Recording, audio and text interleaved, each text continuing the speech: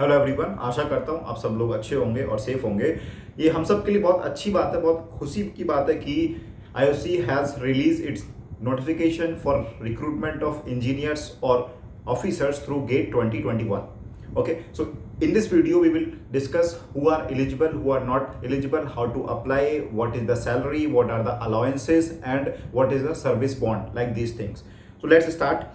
So you can see, सबसे पहले जो इंपॉर्टेंट चीज़ है वो ये है कि भाई देखो, ऑनलाइन फॉर्म स्टार्ट हो जाएंगे 10 जुलाई से, ठीक है, और लास्ट डेट टू अप्लाई है 26 जुलाई 2021। ये चीज़ नोट कर लो, क्योंकि ये नहीं हुआ तो फिर कुछ नहीं होगा, ठीक, आगे चीज़ नहीं हो पाएंगे।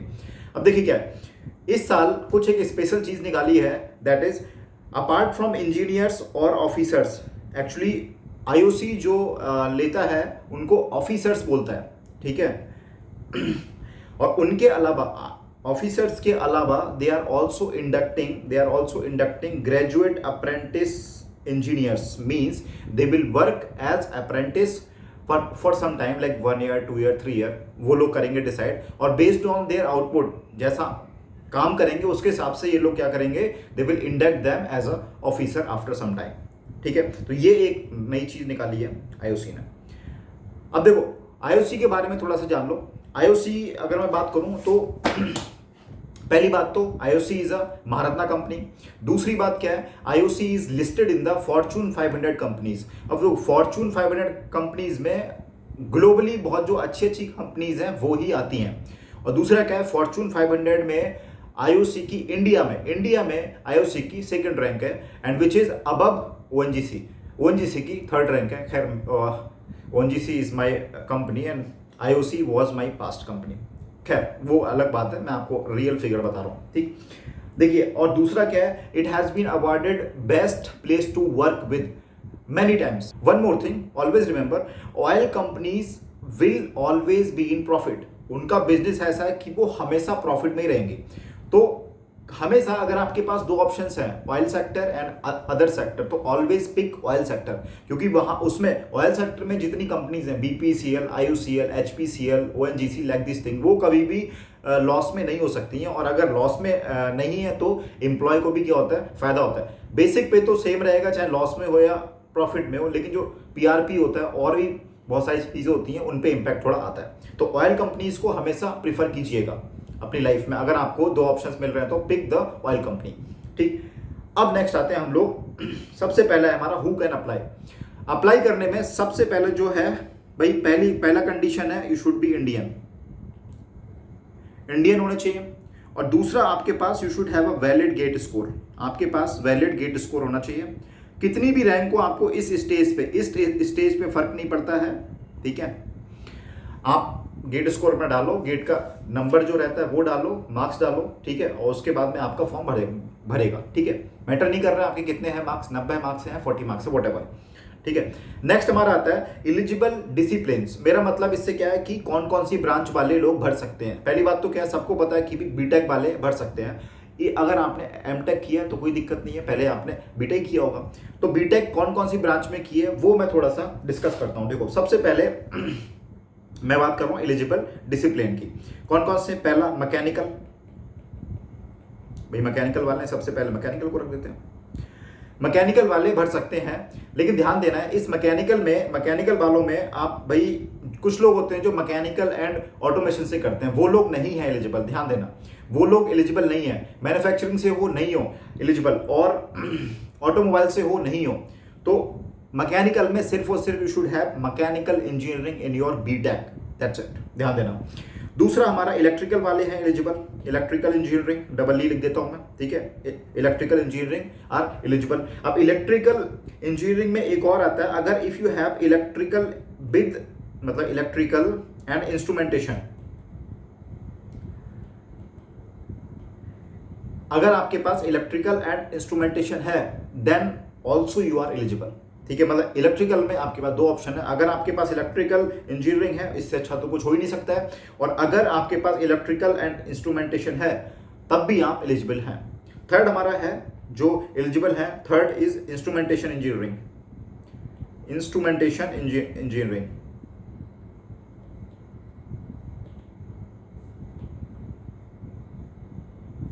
अब देखो इंस्ट्रूमेंटेशन इंजीनियरिंग में क्या है, आपके पास फिर से ऑप्शन है, अगर आपके पास if you have electronics and instrumentation engineering, electronics and instrumentation engineering, again you are eligible. लेकिन अगर आपके पास इलेक्ट्रॉनिक्स एंड कम्युनिकेशन इंजीनियरिंग है, इलेक्ट्रॉनिक्स एंड कम्युनिकेशन अगर है आपके पास, then you are not eligible. ध्यान देना, इलेक्ट्रॉनिक्स एंड इंस्ट्रूमेंटेशन वाले एलिजिबल हैं, इलेक्ट्रॉनिक्स एंड कम्युनिकेशन इंजीनियरिंग है जिनके पास वो एलिजिबल नहीं है। आई थिंक इतनी बात समझे होगे, ठीक है। नेक्स्ट हम लोग देखते हैं, नेक्स्ट हमारा आता है भाई सिविल इंजीनियरिंग और chemical engineering, civil engineering and chemical engineering, ठीक। तो fourth one is civil and fifth one is chemical engineering.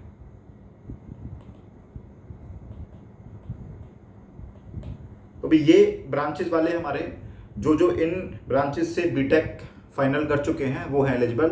और दूसरी बात, थर्ड ईयर में जो है वो नहीं है एलिजिबल। अगर आपकी फाइनल ईयर है तो आप हो एलिजिबल, लेकिन मुझे लगता नहीं है इस टाइम पे किसी की फाइनल ईयर होगी, ठीक है। इस टाइम पे तो गेट का रिजल्ट भी आ गया है और आपने बहुत सारा पेड भी कर लिया। नेक्स्ट हमारा आता है क्वालिफाइंग मार्क्स कितने होंगे। देखिए भाई, अगर आप ओबीसी के हैं, अगर आप जनरल ओबीसी एनसीएल व्हाटएवर, ठीक है, सब मैं कर रहा हूँ, जनरल ओबीसी एनसीएल अगर आप हैं तो आपके लिए 65% होने चाहिए। परसेंट, ध्यान देना परसेंट है।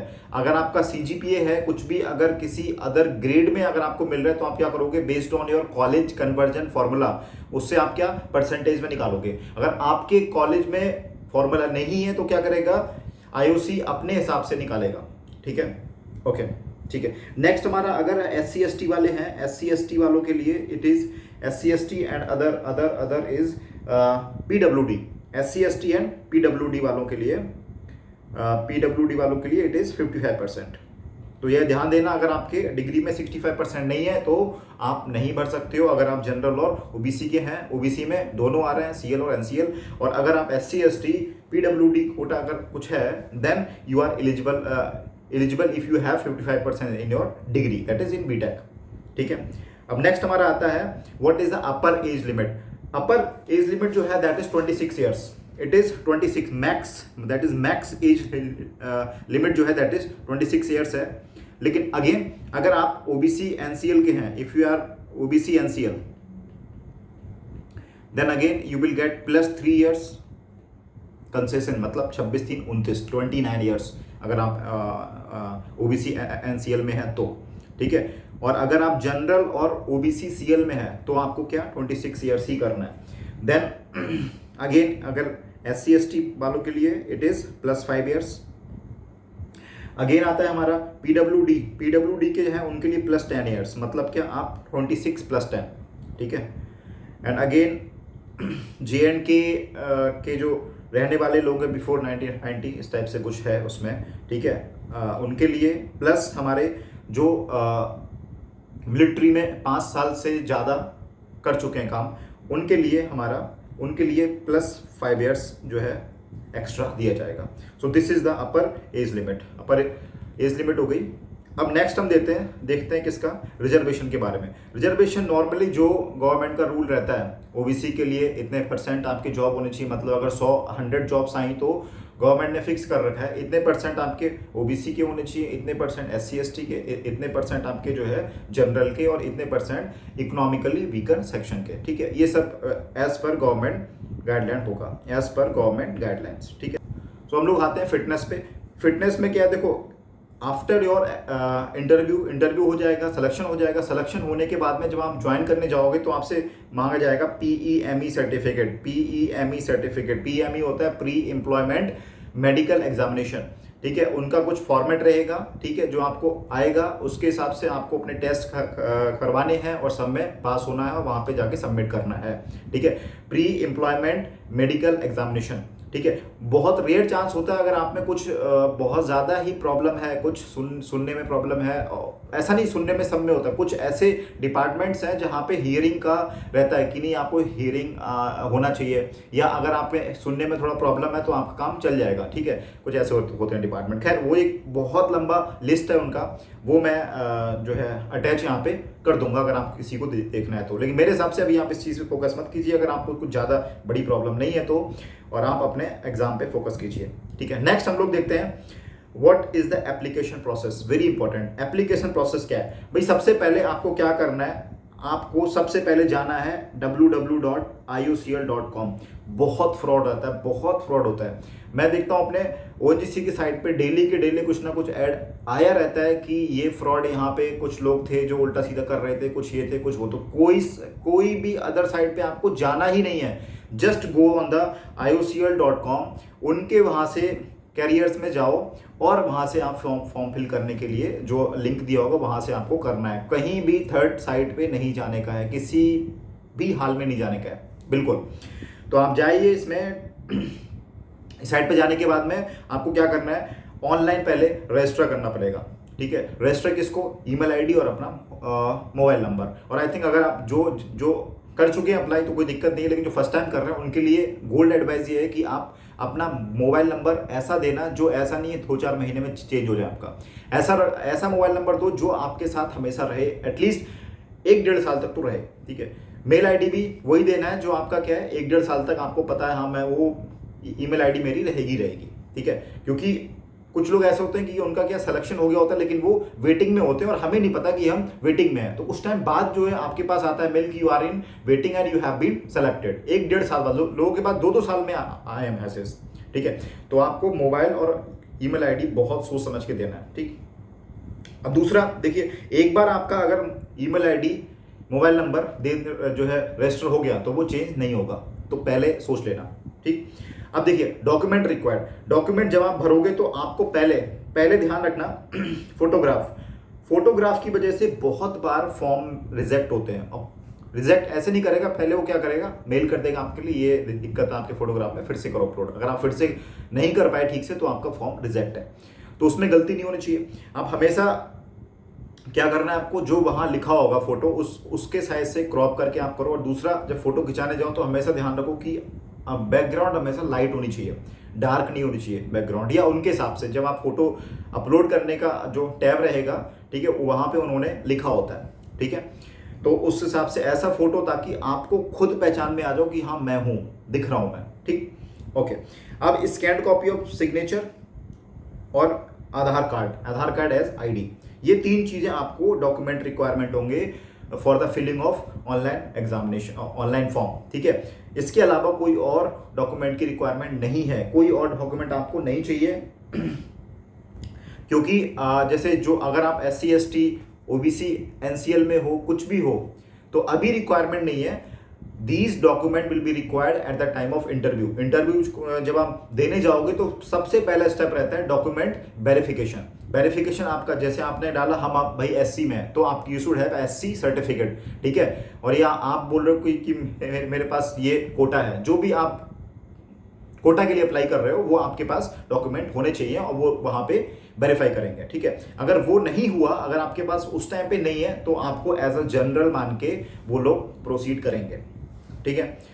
तो वो डॉक्यूमेंट आगे चल के रिक्वायरमेंट होंगे। खैर, अब देखिए इनिशियली अगर आपको रजिस्टर करना है तो you will need GATE registration number and marks obtained by them in the GATE 2021। आप मार्क्स अगर रॉन्ग डालोगे वो गलत जो है आ जाएगा, क्योंकि जैसे गेट रजिस्ट्रेशन नंबर आप डालोगे तो सिस्टम अपने आप से फैच कर लेगा आपकी डिटेल, ठीक है। तो कोई दिक्कत नहीं है।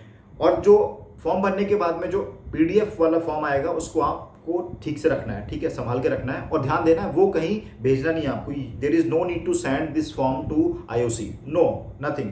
आपको बस अपने रेफरेंस के लिए वो फॉर्म जो है ठीक से रख लेना है। कहीं प्रिंट कराना है तो प्रिंट करा के रख लो, नहीं तो अपना सेव करके रख लो, ठीक है। अब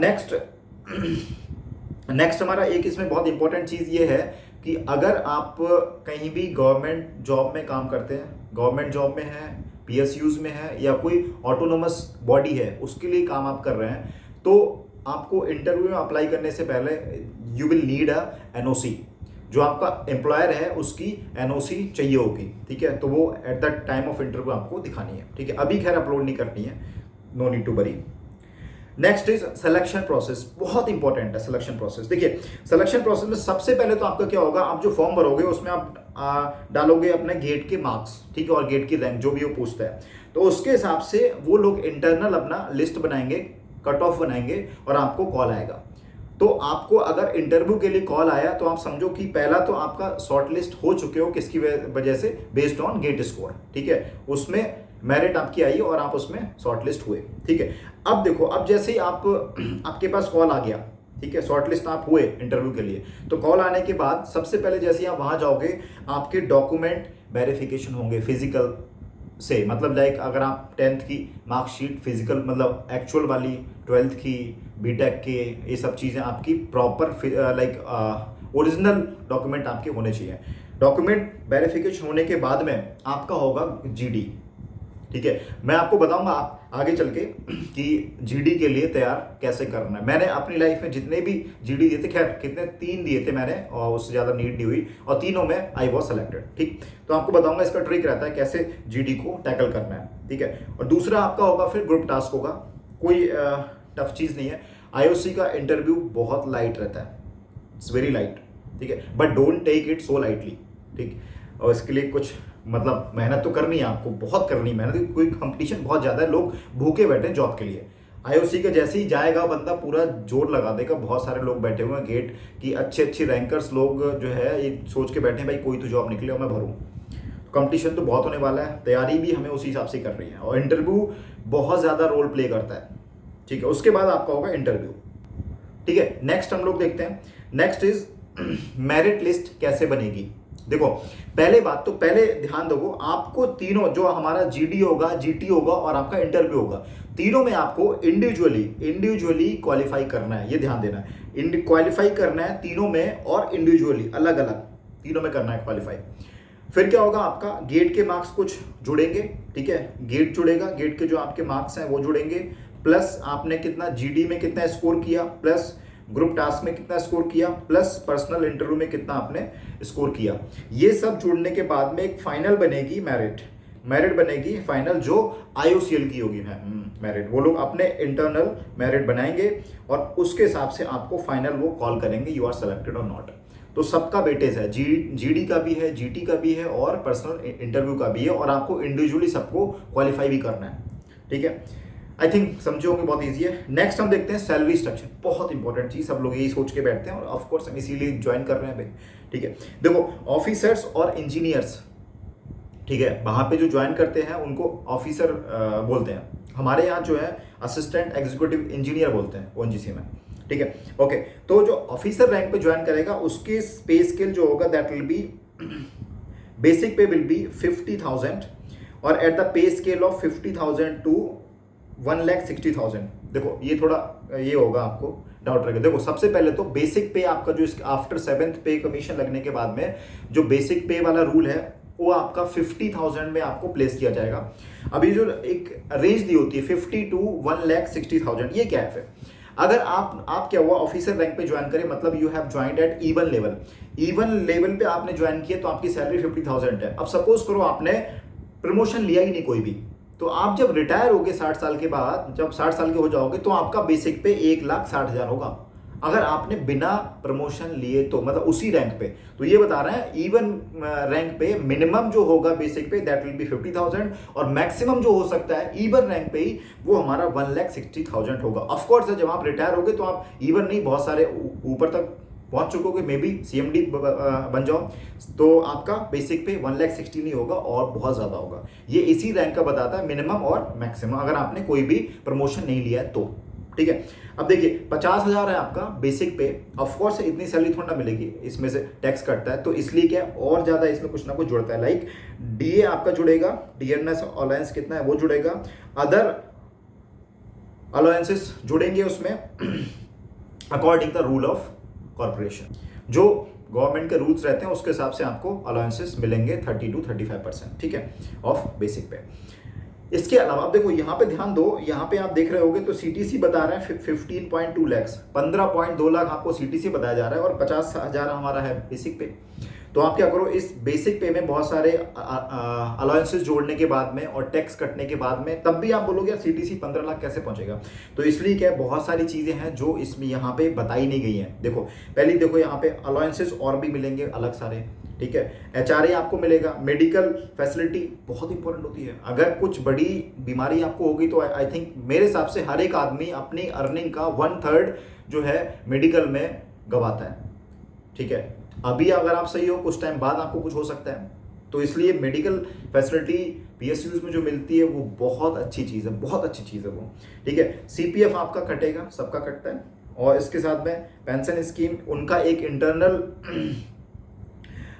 contributory superannuation benefit fund scheme, एक इंटरनल स्कीम है कि जो आपको रिटायरमेंट के बाद में जो आपको फंड मिले, सब मिले, उसके लिए आप क्या अभी से ही कुछ ना कुछ अपना जो है देते जाओ। आप जितना जमा करोगे उतना ही क्या होता है, एम्प्लॉयर करता है जमा, ठीक है। वो स्कीम है, उसका मिलेगा आपको फायदा। साथ साथ में कन्वेंस एडवांस पीआरपी, साथ में आपको पीआरपी मिलता है, ठीक है। पीआरपी अच्छा खासा मिल जाता है, 2-3 लाख के आसपास मिल जाता है पीआरपी एक साल में। वो डिपेंड करता है प्रॉफिट कितना रहा कंपनी का। खैर अब देखिए सीटीसी 15.2 लाख है। अगर आप ये जोड़ लोगे सारा, मतलब मेरे हिसाब से 15.2 लाख है, मतलब आपकी सैलरी 1.25 लाख के आसपास होनी चाहिए, उसके तभी आपका पहुंचेगा 15.2। लेकिन ये देख के तो नहीं लग रहा है कि 1.25 लाख होगी। तो देखो यहाँ आने लगा है एटसेट्रा। तो एटसेट्रा में बहुत सारी चीज़ें ऐसी हैं जो जब आप ज्वाइन करोगे तब मालूम चल जाएगी। मैं भी नहीं बता सकता आपको ऐसे, ठीक है।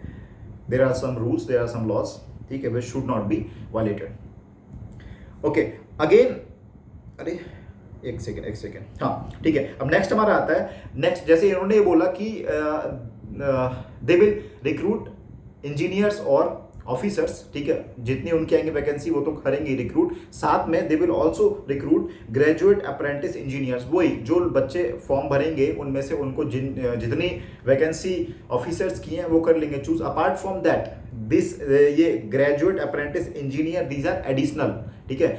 वो क्या करेंगे, एज अ GAE आपको रिक्रूट करेंगे और आपको एक फिक्स्ड स्टाइपेंड, मंथली स्टाइपेंड दिया जाएगा।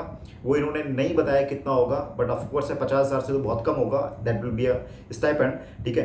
तो और 2-3 साल तक या कितना साल हो सकता है उन पे करेगा डिपेंड, और आपके काम पे करेगा डिपेंड। कर आपका काम उनको अच्छा लगा था, you may be inducted as a officer in the IOCL। अब नेक्स्ट चीज आती है हमारी सर्विस बॉन्ड। IOCL में सर्विस बॉन्ड रहता है। सर्विस बॉन्ड जैसे क्या होता है कि मान लो इन्होंने बोला कि 3 साल तक आपको हमारी कंपनी में सर्व करना है, ठीक है। अगर आपने 3 साल से पहले छोड़ दी कंपनी तो क्या होगा, देन अगर आप जनरल कैटेगरी के हो तो आपको 3 लाख रुपए कंपनी को देने पड़ेंगे, ठीक है। अगर इन कैटेगरी में आते हो तो आपको 50,000 रुपए देने पड़ेंगे, ठीक है, कंपनी में। ये चीज हो गई। दूसरा क्या है, अगर मान लो सपोज आप IOC छोड़ के if you are going to in any government company, अगर कोई गवर्नमेंट कंपनी में जा रहे हो या किसी अदर PSU में जा रहे हो, अगर किसी और PSU में जा रहे हो तो ये बॉन्ड क्या होगा, ट्रांसफर हो जाएगा। मतलब क्या, सपोज आपने 1 साल कर लिया IOCL में काम, देन IOCL छोड़ के आप गए ONGC में, ठीक है। तो आपका क्या हुआ, जो बॉन्ड आपने बनाया था 3 साल का, अब 1 साल तो हो चुका है उसमें, अब बचे आपके 2 साल। अब जब ONGC में ज्वाइन करोगे तो वो लोग बोलेंगे, ONGC वाले बोलेंगे आप 2 साल से पहले अगर निकले तो हम आपके 3 लाख रुपए काट लेंगे, ठीक है, अगर आप जनरल के हो तो। और अगर आपने क्या किया कि ONGC को 2 साल बाद छोड़ा, 1 साल तो आपका हो चुका था IOC में, 2 साल आपने कहाँ कर लिया, ONGC में, तो फिर आपको कोई भी पेमेंट नहीं करना है ONGC को। आप 3 साल के बाद में बिल्कुल छोड़ सकते हो बिना किसी पेमेंट के, ठीक है। That is the service bond. और ये सर्विस बॉन्ड के जो रहता है वो ONGC में नहीं रहता है। क्यों? क्योंकि ONGC नोज कि हम बेस्ट एम्प्लॉयर हैं और हम गारंटी देते हैं कि बंदा हमें छोड़ के जाएगा ही नहीं।